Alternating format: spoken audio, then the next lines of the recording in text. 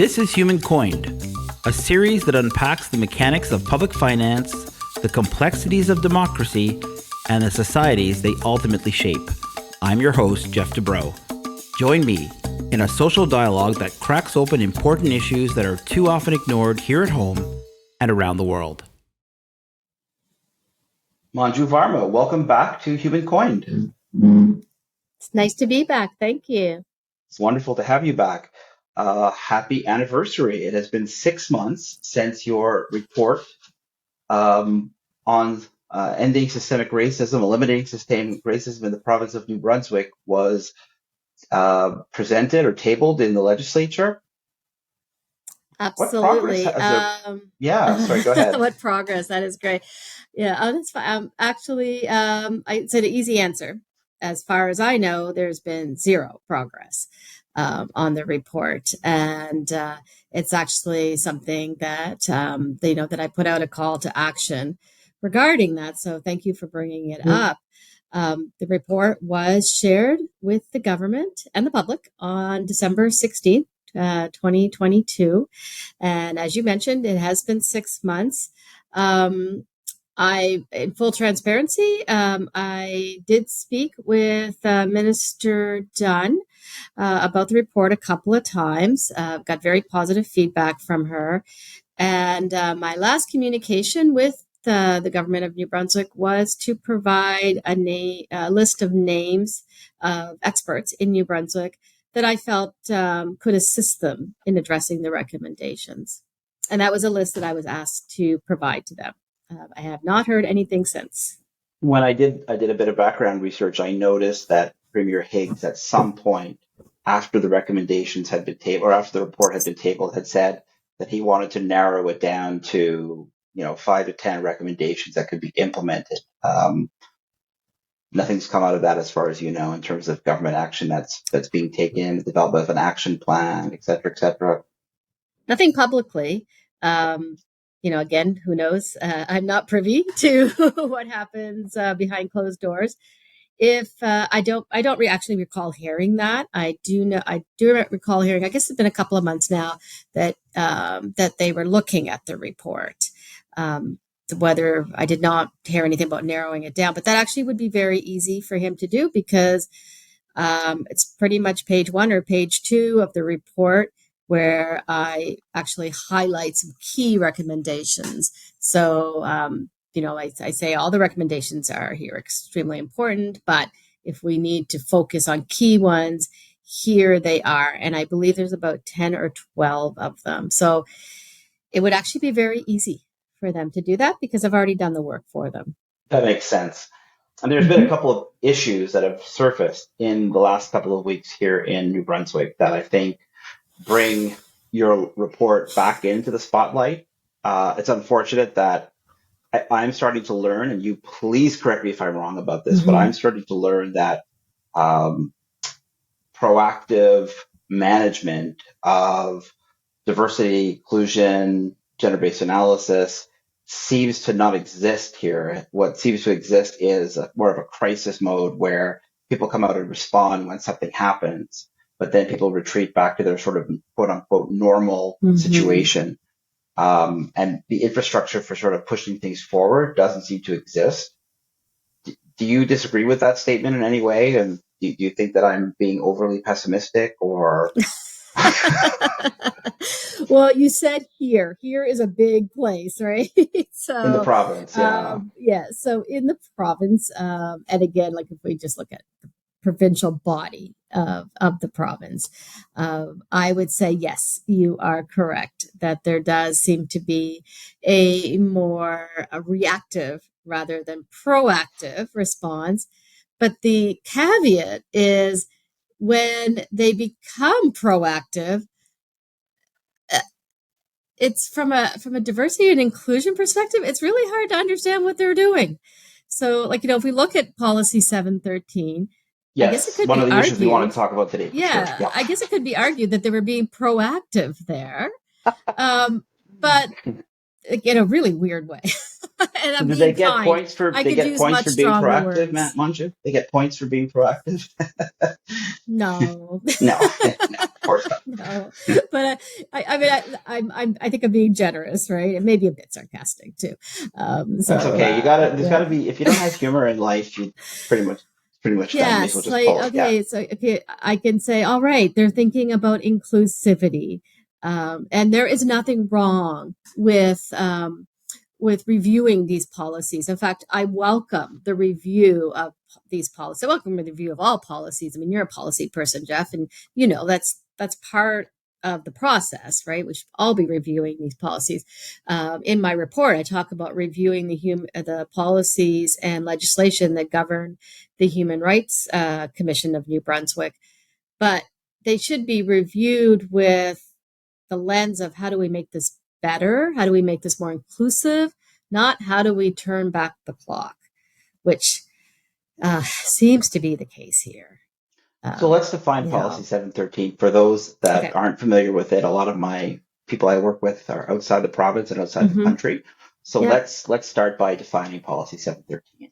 Okay. So first of all, it's okay not to know what these policies are, right? These policies belong to within the Department of Education. Oh, sorry, should I wait? Uh, sorry about that. These policies belong within the Department of Education. And why would anyone know what these policies mean Yeah. unless you're working within the department? Because every department has policies, so it's okay not to know what these policies are. And so, Policy 713, its origins was to protect all students who belong to the 2S LGBTQ plus community, specifically transgender students. And I would even stretch it and say transgender people within the school system. Um, uh, when I first heard about the review of this policy, and I guess, you said we need humor. We also need optimism, right? So when Sure. I first heard about the policy being reviewed, I was like, oh, okay, that's great. Maybe they're coming back to it to say, you know what?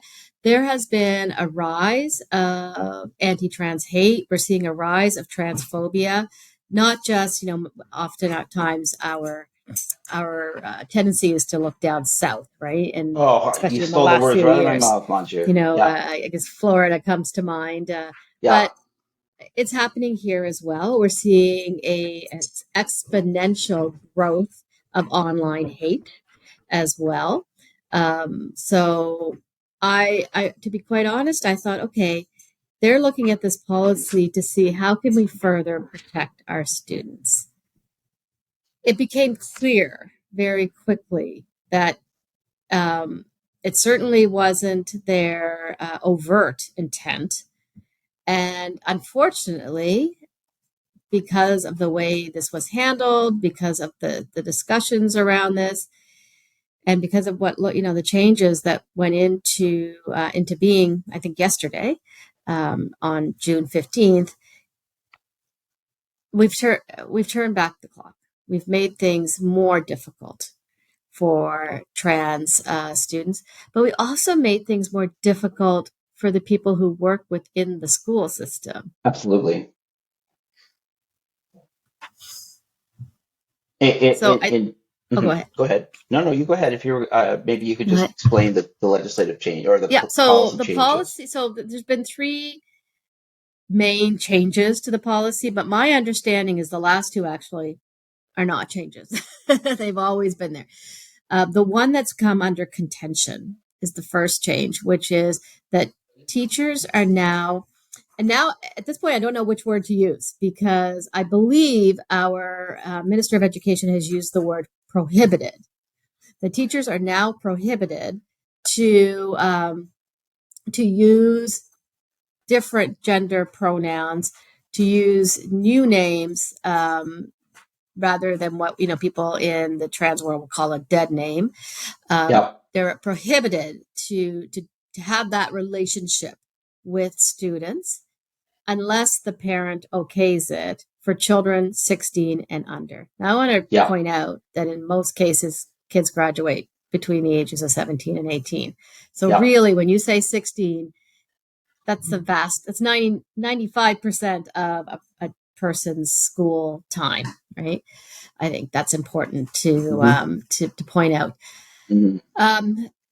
But also, when I've heard the news coverage, it's the policy doesn't say prohibit. So policy experts that I've been listening to on CBC and other news organizations are interpreting it as to say no, they shouldn't do it, but they can't be prohibited. So I'm just putting that out there. From the Department of Education's perspective, the word is prohibited.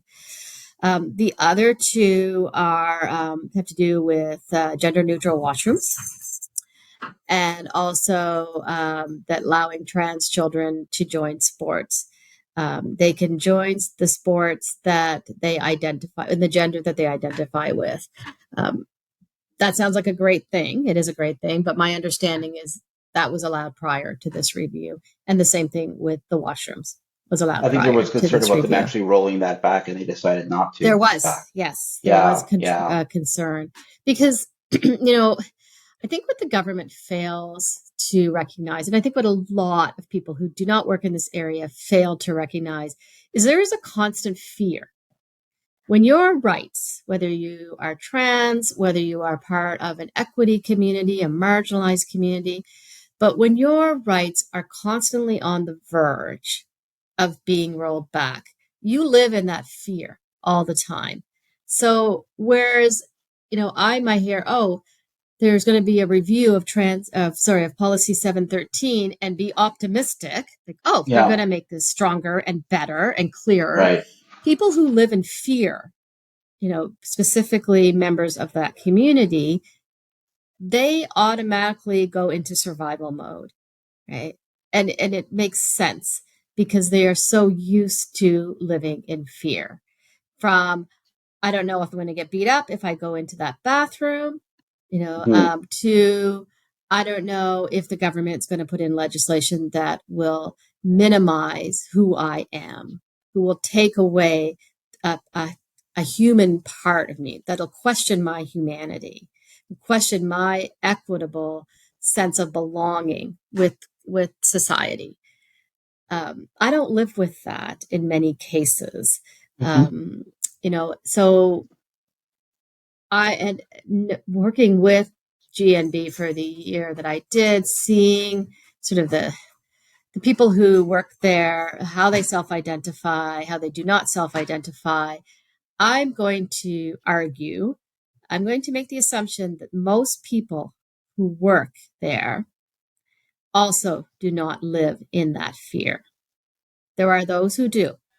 There are, there are people who work at GNB who are part of marginalized communities, who have family members who are part of marginalized communities, and they get it.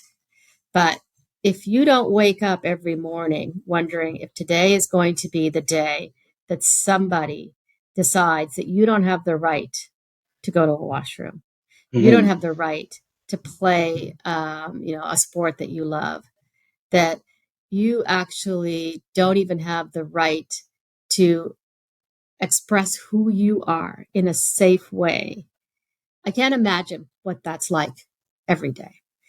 And I can pretty much tell you that the elected officials in the province of New Brunswick, overall, not 100%, but a vast majority have no idea what that's like.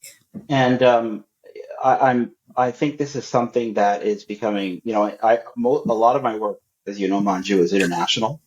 But I do find it very, very rewarding to work here in New Brunswick because I feel like I could have an impact in my community and in my province, right? Which is a great feeling. I think I'm seeing that one of the messages I'm hearing, put it a different way, is that, in Moncton, for example, people say, look, until about 7 years ago, this was a white city. You wouldn't find, literally, I had somebody say you would not see a racialized minority walking down the street.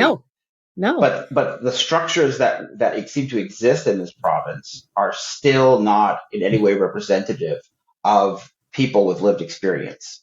and it's happening Yes. very slowly, but there doesn't appear to be necessarily any strategy to getting us there. It's all sort of happening. So the processes are still reflecting a very a homogenous society. Now, having said that, that doesn't mean, there was something on CBC radio this morning about a male couple living secretly in Havelock, New Brunswick, Mm-hmm. a gay couple, right? So it doesn't mean that there aren't people, for example, who are, fearing discrimination or not, afraid to be outed. But certainly, it doesn't seem like the structures are built to represent a multicultural society, either at the provincial level or the municipal level. So that would be my assessment of the Yes. situation. Yes, and it has to be a collective effort as well, right? Like I know people say that, but like, what exactly does that mean? That means that everybody needs to be focused on the same goal. So let's take, it doesn't have to be the city of Moncton. It can be really any city in New Brunswick. But let's Absolutely. take that question of, okay, why aren't more women and visible minorities, Indigenous people, people with visible and even invisible disabilities. Why are not more people like that running for office? Well, first of all, running for office is a huge deal, right? You need to have the support. So you need to have the financial support. You need to have the people who are already in power to be able to support you as well, because it is a lot about networking. But there's also now, I don't know if this was always the case, but there's now a real element of safety when you run for an office. I will go on record right now to tell Yes. you that after Yes. my 1 year Yep. as commissioner, which Yep. was a very public role, Mm-hmm. I will never, ever run for office. I will Yep. never put myself in a public role again. Yep. Because the amount of hate mail that I received, and then the amount of, and it's one thing. It's one thing to get like hate mail. It is incredibly. Uh, it pushes you off of your bedrock, right? It pushes you off of your balance. Well, it's toxic, right? It is When we wake up in the extremely, and morning. Yeah. Yeah. it Go ahead. enters your Sorry. home, right? It enters your home It's invasive. because Absolutely. it's, yes, Absolutely. but then there's the more systemic part. And I'm just going to be like, I got to be completely transparent here. And so, for example, when I was commissioner, and there was a discussion about getting the contract extended, and as I've just said, the contract was extended because of production, not because I hadn't finished writing. I was done, but Mm-hmm. there's production, and we live in a bilingual province. So, this 100-page document had to be translated, and had to be Yep. translated well. Like, we were Absolutely. very big on that. Absolutely. This Yep. needs to be translated well, and Mm-hmm. discussions around it becomes, not to get into the details, but it becomes difficult sometimes to translate items that have very specific language. And the language around race, language around systemic discrimination, it is very specific language. Mm-hmm. So, it had to be translated, layout, and all that stuff published. Like, literally, we received copies of the report the day before. We received limited number of copies, and that morning that I was, had my press conference, one of our comms person went and picked up the rest. Like, that's how close of a date we had, right? Like, Right. literally zero time. So it's not like we were holding on to this thing and waiting for some grand time to share. So I took some time to travel with my partner, who had a conference in California. So there's 4 hour time difference. So I was waking up at 4 o'clock in the morning and meeting my team, because it's 8 o'clock in New Brunswick. So meeting my team at 8:30, like I always did, chat, let's go over the report. Where can we change things? Oh, this word isn't quite clear. And I'd work till about 2, which is 6 o'clock in New Brunswick, right? And then my partner would come back to the hotel, and we do some sightseeing. Well, I posted some pictures on Facebook, right? Right away, I had reporters reaching out to I believe it was Minister Dunn's office, wanting I to remember know, this from our last you know, podcast. You mentioned this. Yeah, yeah. So I was absolutely. like, Yeah. okay, maybe the reporters don't know this, but that is an example of systemic racism. That is an example of, of sexism as well. Like, what am I doing in sunny California when I should be working? Well, how do you know I'm not working? But Why don't you would you think the not, reaction would have been the same if you were male in that particular No, case? no, no, I don't. I don't. Okay. Okay. Um, Tell me why. and certainly not a white male, right? I mean, have you seen stories of, I haven't. I haven't. We've got our advocate for youth and seniors, our child and youth advocate, I think is his title. We've got, we advocate for ethics. I don't know where they vacation. I've never read a story about where they are or what they should be doing. But I see stories about our OL commissioner, who is female. I see stories about our lieutenant governor, who is female. So yeah, I think that so you've got your overt hate that comes through your emails and your Facebook, but then you've also got the media um, who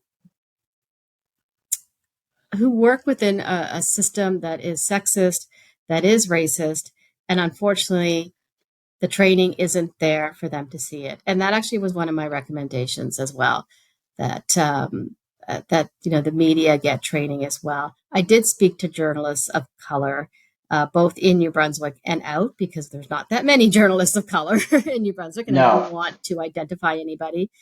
And I heard things like, yeah, I get the diversity stories, or Right. uh, if somebody's name is difficult to pronounce, there'll be jokes in the morning meetings about that person's Sure. name. Sure. Sure. I've heard you say that you're now the go-to for Absolutely. anti-Semitism stories, right? Yeah. And, Yeah. and so, but someone who's in the public eye, and I know we've kind of gone down a road here, Oh, but it's when okay. someone's in the public eye and they already are part of marginalized communities, it is not a fun ride. So why would anybody want to do that? No, I'll tell you a story. I remember, I always had an was always doing international work, and I was studying in the States doing my master's degree, happened to be my second master's degree, but that sounds very snobbish. So just say my master's degree. And a prof came up to me and said, we have a consul from Israel coming to see us, and we thought you'd like to meet him, given your interest in the region. I had no interest in the region at all. I wasn't never worked in the Mm-hmm. Middle East. I've never been to Israel, even though I'd like to go as a Jewish person. But Right. my work was in Yes. Eastern Europe, and that really irritated me. So Mm-hmm. I guess I don't mind getting calls from people about the swastika event, which I want to talk to you about, or Yes. Yeah. the vandalism that took place this week at Rebecca Schofield Park in Riverview, New Brunswick. But I don't want to be called just when there's a swastika involved, or I want to, because first of all, I don't Mm-hmm. tolerate any racism or misogyny of any kind. Right. Yes. I don't want to be sort of segmented into that. So I agree with you on that. But let's talk for a moment about that event. Sure. Because as you know, I was very actively involved back in, I believe it was February of this year. I was very upset when the Capitol Theater had a production of The Sound of Music that in Mm-hmm. my opinion, really had a very unrestrained use of Nazi banners, Nazi symbols, Nazi salutes. And that was sort of my first time being an activist or actionist, as my friend Carol Chan says, in expressing concern about that. Right. Um, so when I hear that, I hear the superintendent of the Anglophone District School Board on CBC Radio yesterday talking very briefly, because most of the conversation, as we discussed already, was on security, not on education. But there was a question on education, and he said we're working on the education curriculum. Going back to this proactive versus reactive. 6 months ago, and I know I'm rambling now for a podcast host, but 6 months ago, or 4 months ago, when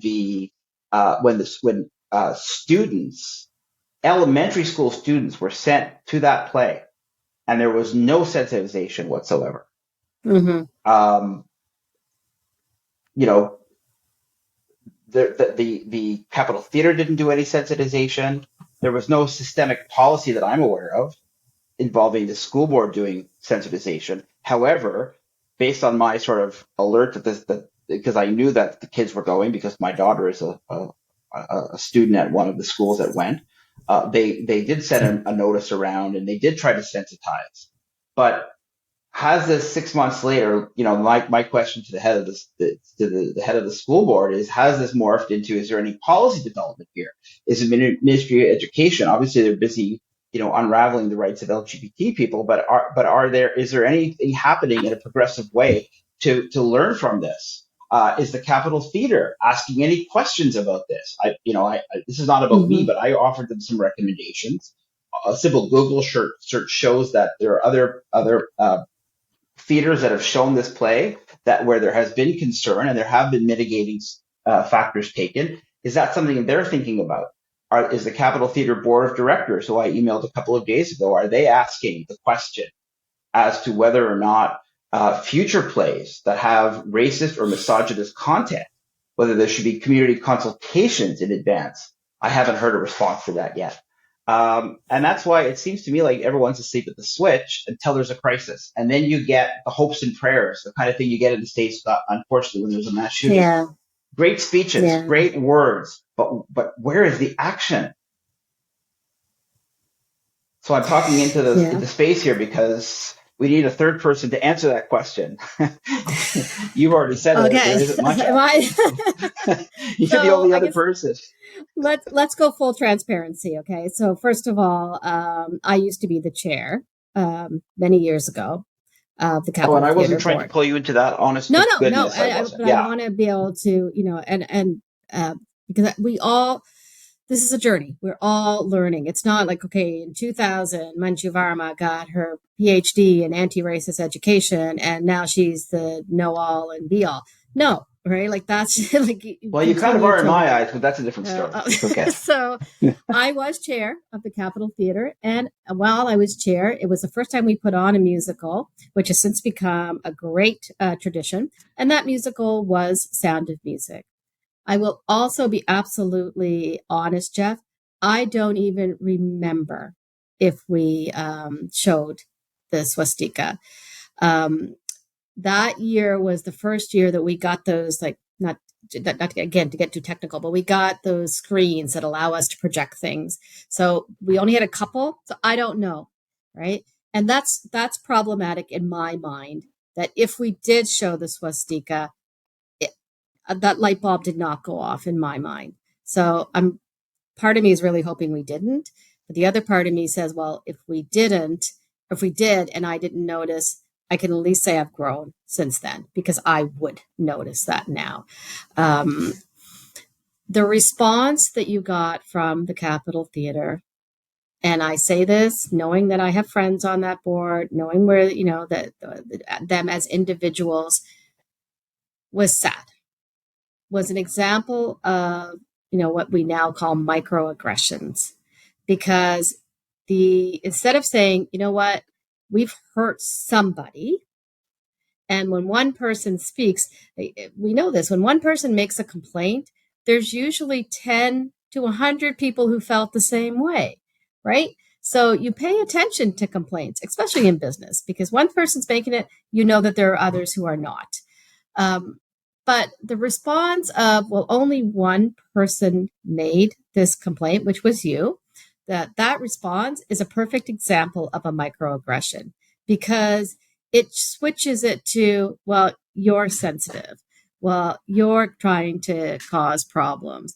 It also divides the community, because as we learned, there are some members of the community who say, well, actually, I'm glad they showed it because, it has discussion. And others who said, like, I purposely stayed away from that because I did not want to look at that symbol.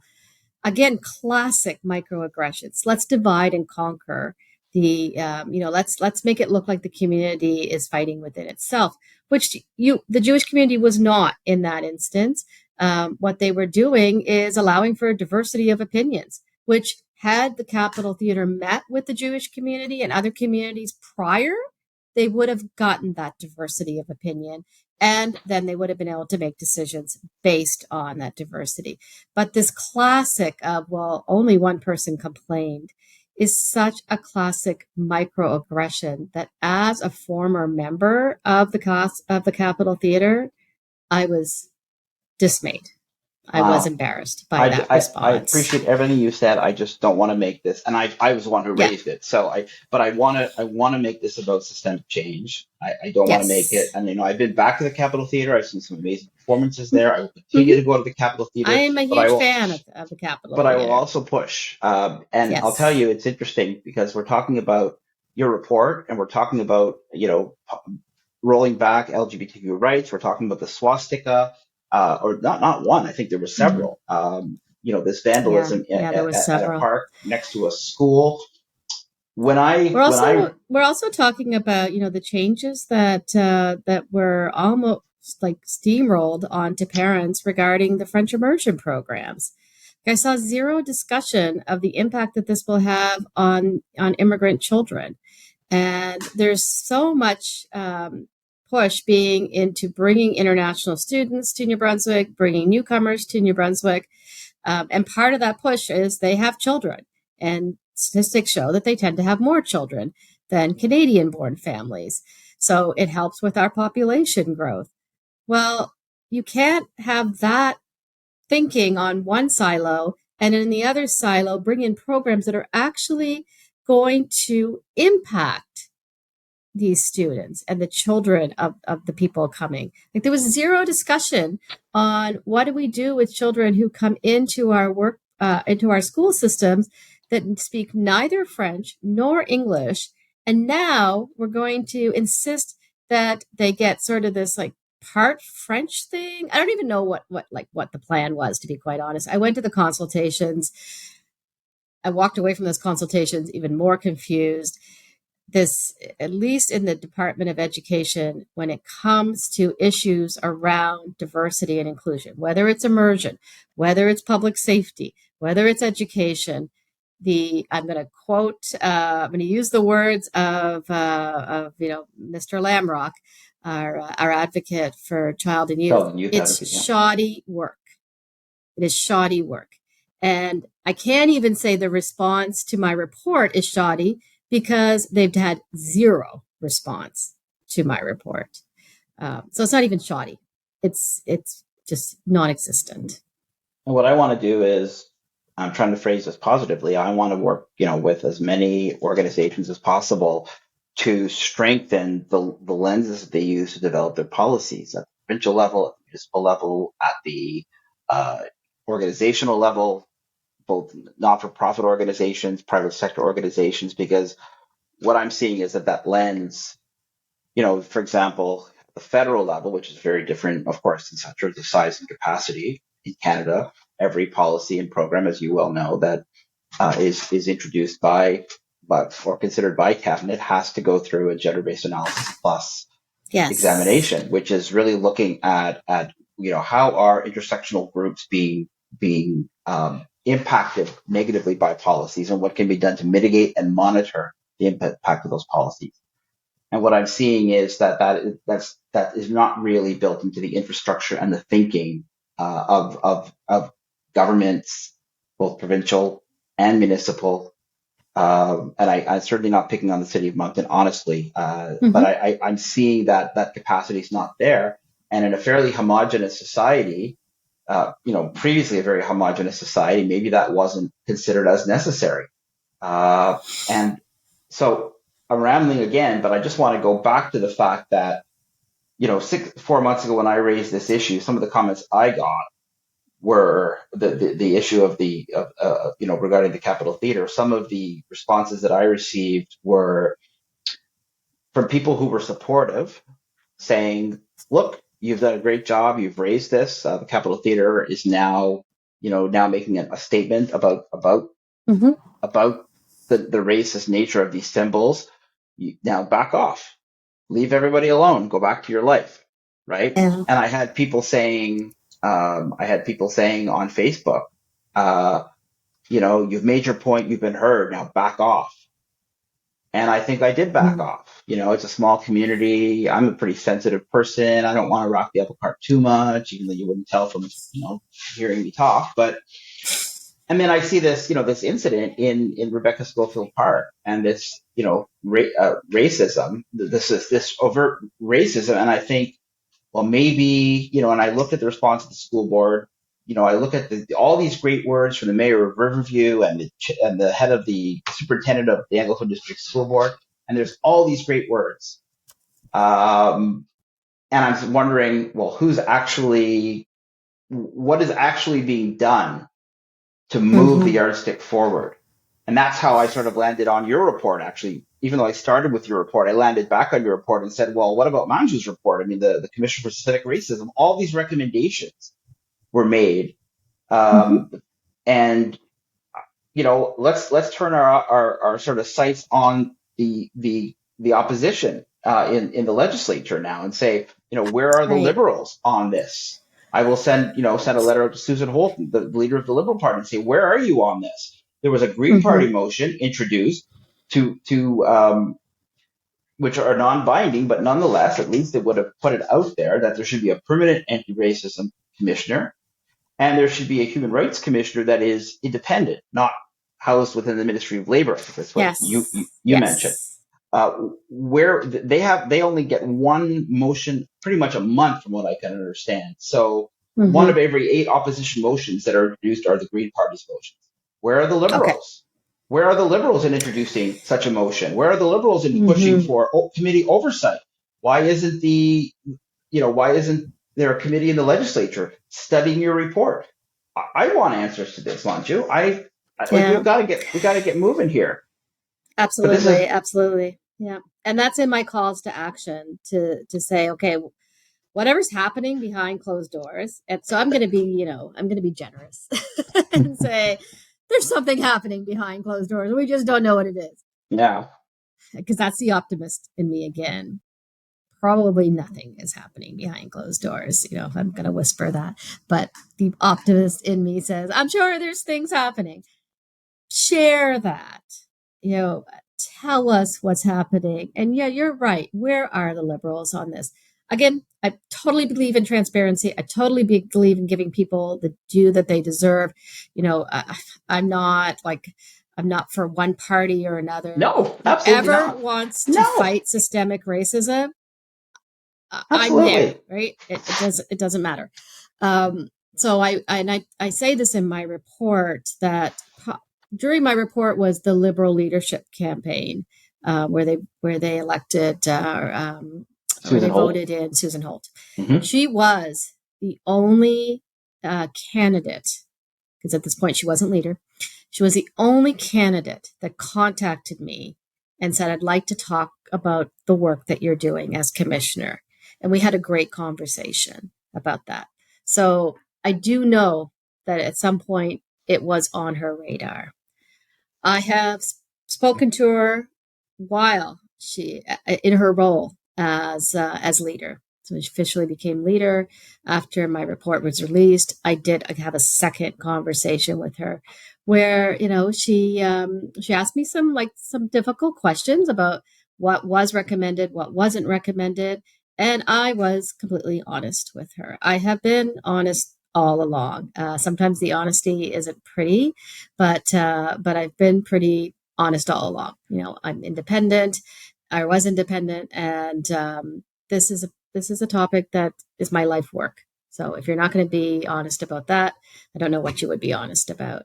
So I had a very frank conversation with her. So I do want to give her due there. Same with David Kuhn.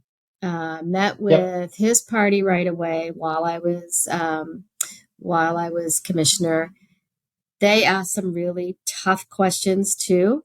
And I appreciated that, because tough questions to me mean I'm serious about this, right? We're not just meeting you because we have to check this off. Like, we're meeting you because we want to have some good discussions about this. And Yeah. David Kuhn has advocated for the permanency of this office since I was appointed. So it doesn't surprise me that a motion has been put forward. I think that's fantastic. It does sadden me that that motion hasn't come to the floor. And you would know the process much better than I do, Jeff. But if it is something that the Liberals could bring to the floor, then yeah, I do have that question of why haven't you done it? Well, and to ask, yeah, and I would supplement the recommendations in the motion, or the be it resolved part of the motion, to say the Mm-hmm. government table its action plan to address those recommendations. So let's try to end Absolutely. on a positive, optimistic Yes, note. let's. Going back to Let's. the word liberal, certainly what I'm really saying is, because I work with political parties all around the world.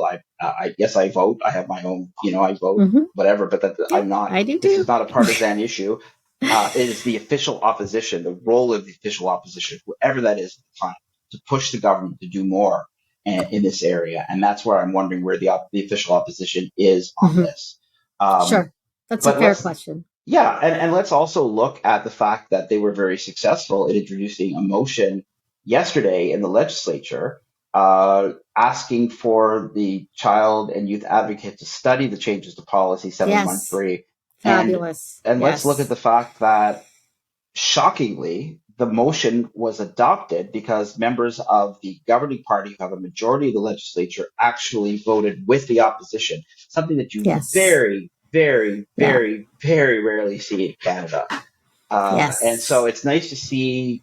I know this is going to come back to haunt me, but because of the party discipline in our system, it's nice to see MLAs with a backbone to stand up for what they believe Yep. in. It's nice to see a minister resigning from cabinet saying, this is I'm not doing this anymore. I'm not part of this government Mm-hmm. anymore, uh, as a result of policy 713.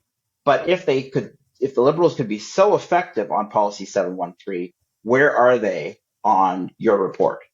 And that's what I'd like to find out, and that's what I Mm-hmm. will certainly, try to follow up on. So I just like to say in conclusion, and I'll certainly ask you to have the last word, but I'll say in conclusion, uh, I want to be constructive all across the board with legislature, with municipalities, with organizations like the Capitol Theatre. I want to be constructive, but it's also sometimes hard to. It's important to set the context and point out some of the problems along the way. Last word over to you, Manju. Yeah.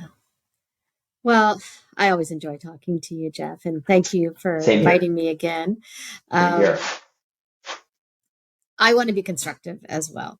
You know, I would love to be out of work.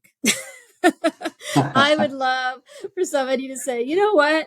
We no longer have to worry about human rights being infringed upon. We no longer have to worry about equity and inclusion, because it's all happening, and you can go and live in that warm country you've been dreaming about and read books for the rest of your life. Please, please let that happen. But we're quite a ways away from that, unfortunately. You asked me to end this on a positive note. I will, but first, I guess I need to say something negative. I let you know, You okay? I can just let you edit out the know. negative. I guess that's up to me right now No, to I say. don't do that. I don't do that. We But don't I do. will This is a very say, low cost production. There's very little editing that happens. So yeah, you have to worry too much about that. You should have told me that before I started. 713 has gotten a lot of publicity, right? And my report did too 6 months ago. The opposition has stood up to fight policy 713 in a very public way, with a lot of public support, with a lot of media attention.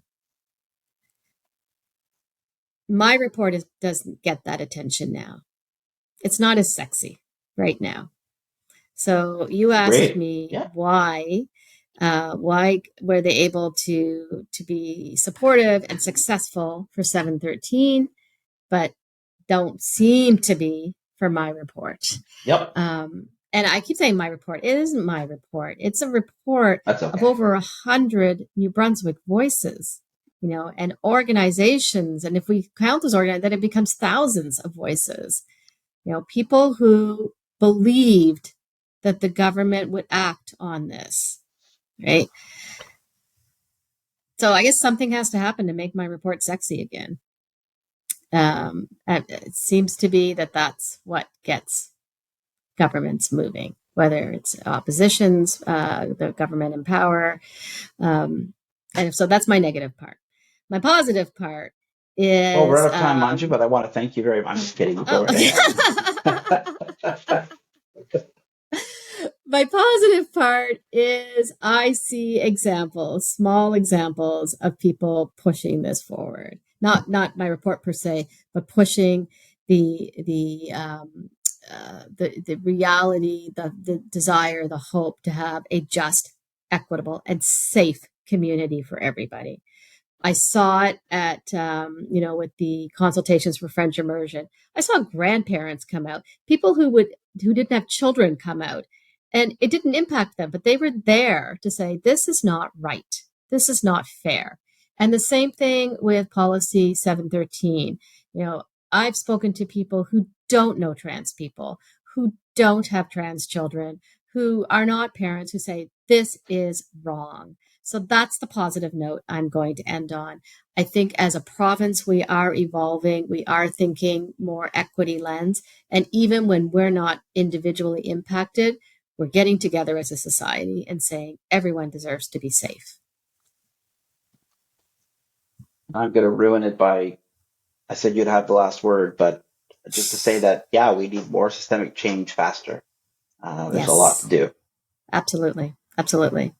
Thank you so much for your time, Manju. It's a pleasure to talk to you again. You too, as always. And we'll talk to you again soon. Absolutely. Human Coined is an integral part of Nexus PFM Consulting. If you enjoyed this episode, you can also find us on YouTube and on your favorite podcast app. If you have any questions about the work we do, you can contact us at info@nexuspfm.com.